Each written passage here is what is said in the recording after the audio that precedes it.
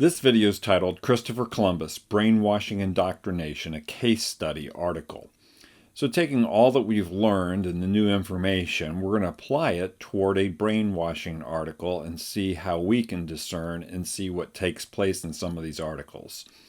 Well, we've already mentioned A People's History of the United States and how it was first published in 1980, and its commercial sales have remained strong, and is probably the only book by a radical historian that you can still buy in an airport. Well, Howard Zinn, socialist, Marxist historian, professor of political science at Boston University, died in January of 2010.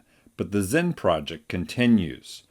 It continues to indoctrinate that Europeans and white people are our oppressors, socialism is the answer, exploiting racism, exploiting radical transgenderism, undermining the Constitution, and rewriting heroes in history. And so articles continue to be written like this one here.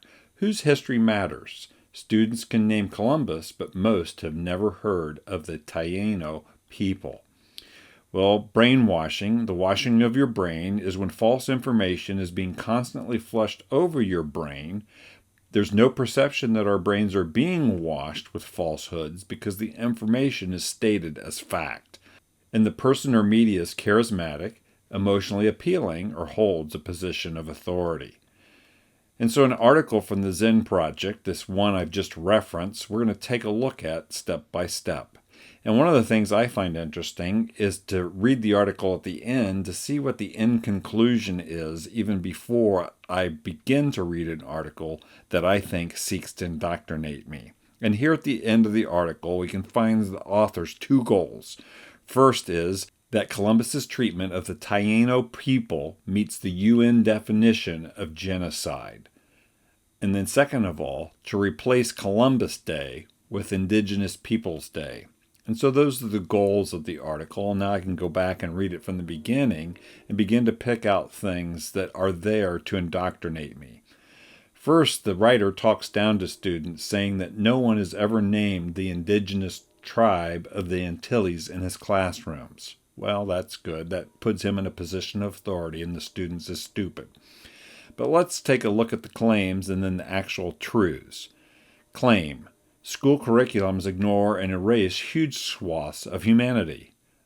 The truth is the author does the same thing by omitting the Caribs and Saboni tribes as well as Central and South American indigenous peoples. The claim in the article is the Taino tribe erasure began almost immediately with Columbus's arrival. The truth is that the author is making a false claim here. He's ignoring the significant allyship between Columbus and the Taino leaders. The claim is in 1494, Columbus launched the slave trade, sending 24 Taino to Spain. The truth is that the author is making a false claim. These Tainos traveled willingly. One served in a Spanish court, and others traveled with Columbus to other tribes. There's a claim that in 1495, Columbus started slave raids, sending 500 Tainos to Spain. The truth is, Columbus did send 500 Caribs who were captured in battle to Spain, and we talked about that at length. As the article goes on, the claim is made that Columbus started a terror in his quest for gold.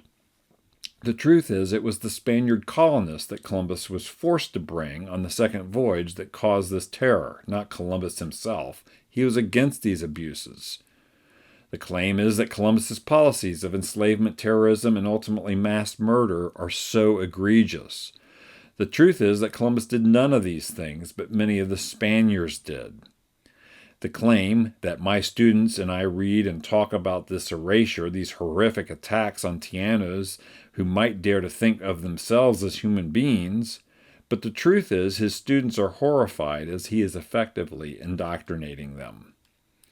The claim by the author is, of course, Columbus's curiosity was grounded in his single-minded quest for gold and how he might exploit the Tainos to further that mission, but the truth is that this is a lie. This was not Columbus's single-minded mission. He wanted to spread faith, find trade routes, and he became friends with the Taino.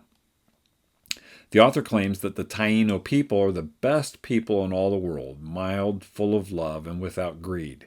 Columbus did in fact say that, but You also find out over time that the Taino practiced slavery, trafficking, and erasure of previous peoples. The author claims that on the second voyage, Columbus instituted a tribute system for the Tainos, demanding quotas of gold and cotton, with sadistic punishments for those who failed to comply. The truth is, the Spaniards were in rebellion against Columbus, and they are the ones that set up this system. And as we get to the end of the article, we see the claims we've read already. The claim is that Columbus's treatment of the Taino people meets the UN definition of genocide. The truth is, this is the author's goal to destroy Columbus. He fails to mention the Spaniards, the Caribs, and the Taino people's poorer qualities. The author also states at the end, as we work to replace Columbus Day with Indigenous Peoples Day in our communities and schools, let us work to remember the people who were here first. Their lives mattered 500 years ago, and they matter today.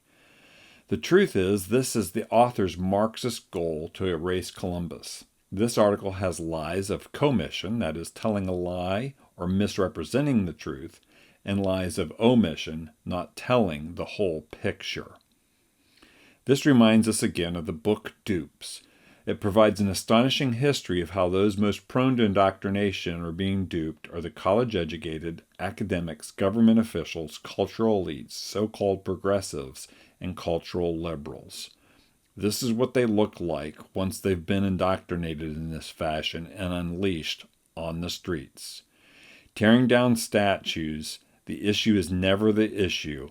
It's about the revolution. Marxism seeks to destroy, take away the heritage of a people, and they are easily destroyed. The most effective way to destroy a people is to deny and obliterate their own understanding of their history. Remember, the smart people know it all. The issue is never the issue. It's about the revolution. I hope this series has helped you get a better understanding and context for really understanding the history and nature of Christopher Columbus and the times in which he lived. This is U.S. Civics Training. Thanks for listening.